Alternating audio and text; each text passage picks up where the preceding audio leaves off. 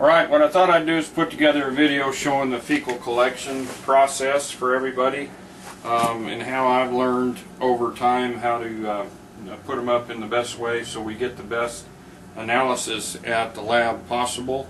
And the materials you need is a small cooler. Depending on the size of the herd you're testing, you'll need a backup large cooler. Like this one easily holds 50 samples. But if you have a lot of people collecting, or while you're going out to the herd to collect, it's good to have one of these with you. And then past that, you need 1 gallon size Ziploc bags, and I like the ones with the red zipper because it seems like I can count on them. You need a Sharpie marker to identify as good as you can age, class, etc. on the white tab here. And then 1 or 2 gallon bags for a process I'll show you in a minute. But the purpose for the 1 gallon bag size, for my liking, is that you invert it, and we'll shoot that in a minute. And you got a glove, and you don't have to worry about it being messy. This can be a very clean process for the kind of work it is. So anyway, right now we're going to break with this part of it, and we're going to go out and collect some samples. The other thing that I may have forgot to mention is you need a 5 gallon bucket of water filled 3/4 of the way full, and we'll go into that in a minute.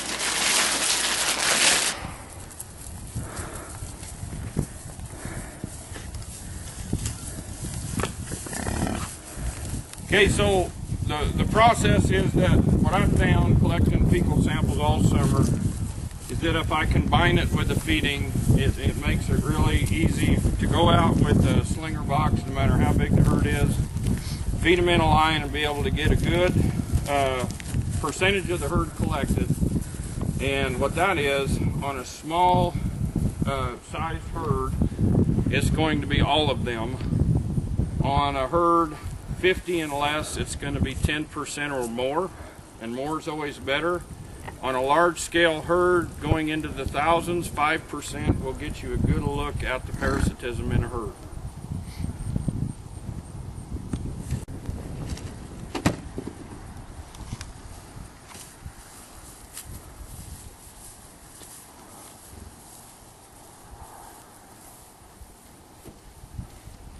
So on this sample, we've got a lot more consistency in the file, and I'm going to be able to demonstrate the amount of manure you need in a good sample for cupiculture analysis. But again, they've got to be very fresh to be able to get the best analysis possible. And the process is you take your bag, invert it over your hand to create a glove, and you go down and try to take a sample completely throughout the pile. And what you're looking for is a good 3/4 handful that would represent a golf ball and a half.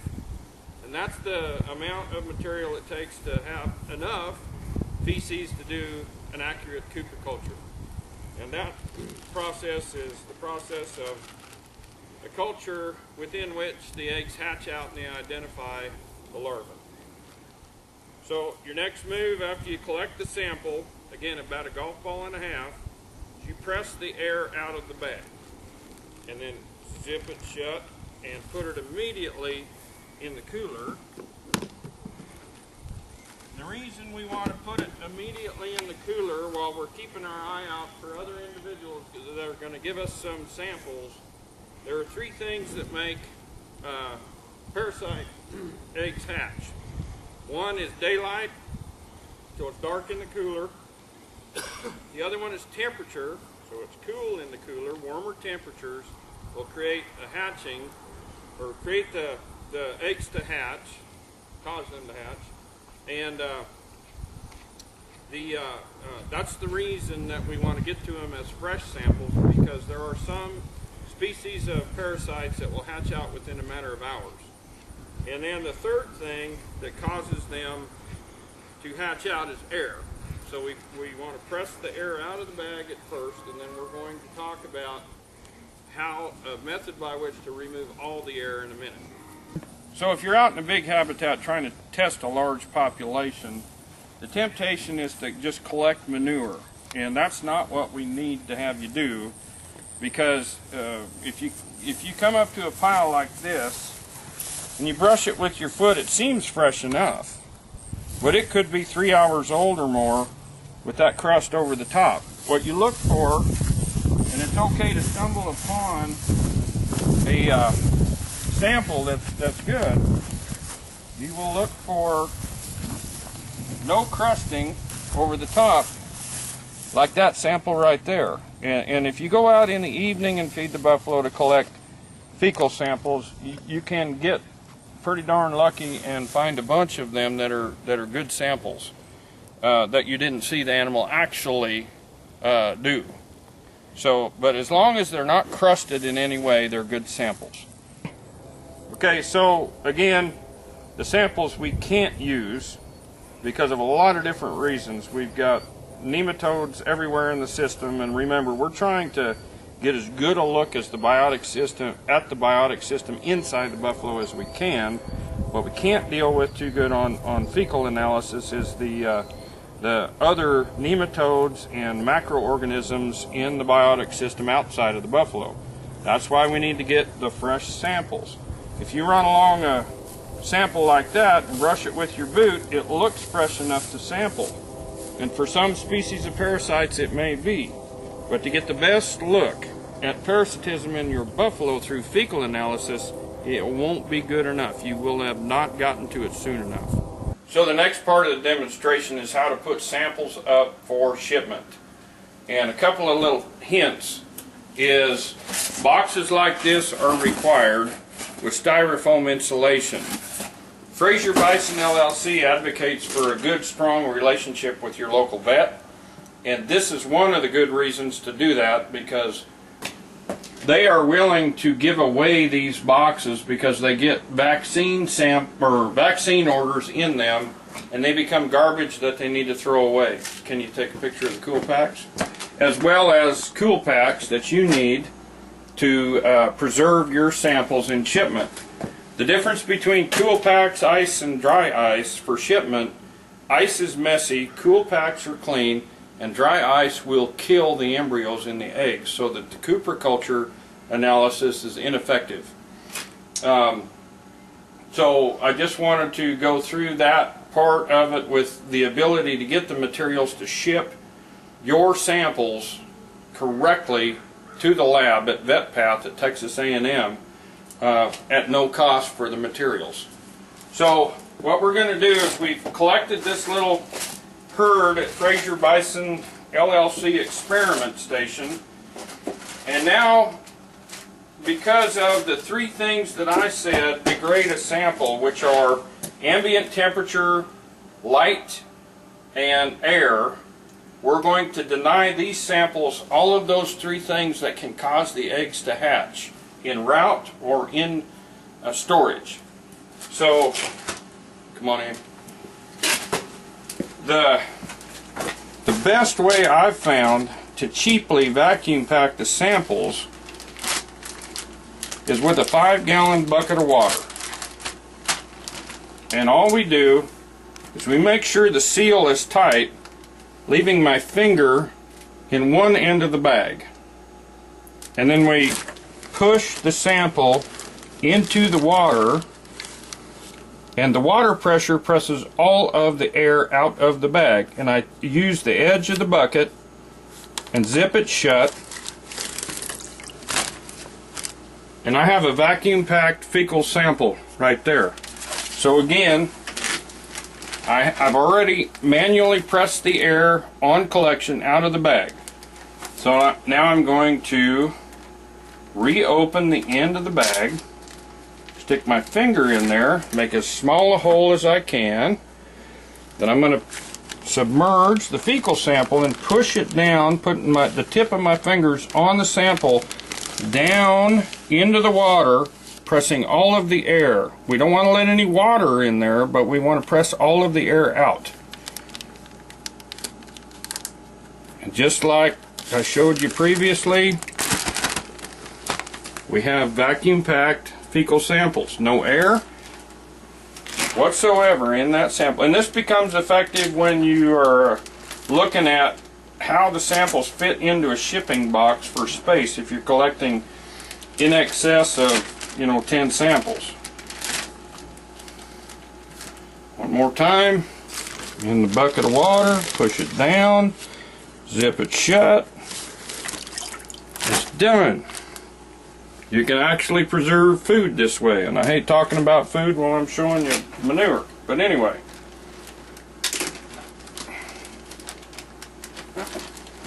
Zip it shut. I've got my bag ready to immerse in the water. I use my tip of my fingers to push it down along the side of the bucket. Use the side of the bucket to press it shut. And I am completely airless in that bag. Next, we're going to prepare the group of samples for shipment. And there's a couple of little hints I've got for you on this. I like the 2-gallon Ziploc bags. What I do is I take the 2-gallon and I document by group or customer identification the samples that are going to be inside of this, and we're going to do that in a minute. But before we do that, we need to dry off the vacuum packed samples. And it's just as simple as having a towel laid out and going through the motions and work of drying off the outside of the bags. There's no scientific reason for this. There's nothing that will degrade the samples. It's only a little move to make it less messy.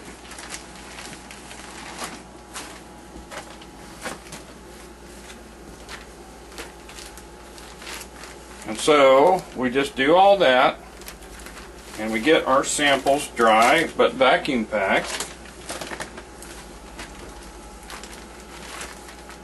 And this gives me a chance to talk about something. I had a late calf born in my little experiment station herd. I'm very curious, for reasons of science, what kind of parasites are in that animal. So I did not waste the opportunity to go ahead and collect the sample since the animal was willing to give it to me. This also gives me a good chance to talk about something else. Veterinarians will tell you that all you need is a very, very small amount of manure. So this is what a veterinarian would have you use to collect a fecal sample. And that is because they can get an accurate EPG analysis on this amount of manure, which requires that you have a little tool and stuff it in there. But this is the amount to be able to run a cupriculture, or this much. And so the difference is we need to absolutely be able to run the cupricultures to speciate our EPGs. Okay, so we're going to now preserve a group of samples for shipment. And it's really important that you write down on the white tab of the 2-gallon bag the correlating identification to the group that you sampled. That way the billing is accurate and the group analysis is accurate, because we know that labs are people too. So the easier we make it for them, the easier it becomes at the lab for them to keep everything straight.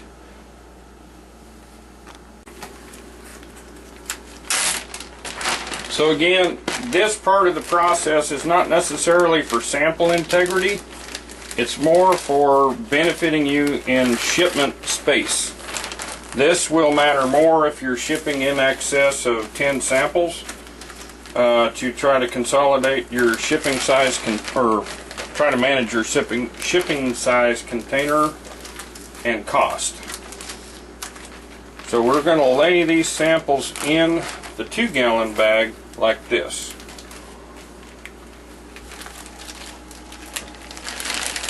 Keep in mind that you want to be conscious of any chance to break the Ziploc seal, thereby allowing air into the bag or degrading the sample in any way during shipment.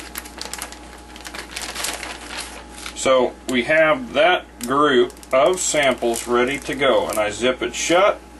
Now I open the end of it, pick it up, hold it flat, place it flat into the bucket of water, push it down in the middle. The water pressure holds all the samples in the same place, and I zip it shut like that.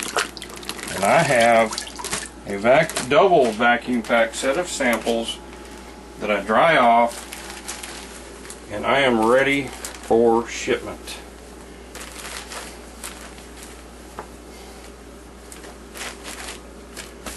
The next part of the process is very important.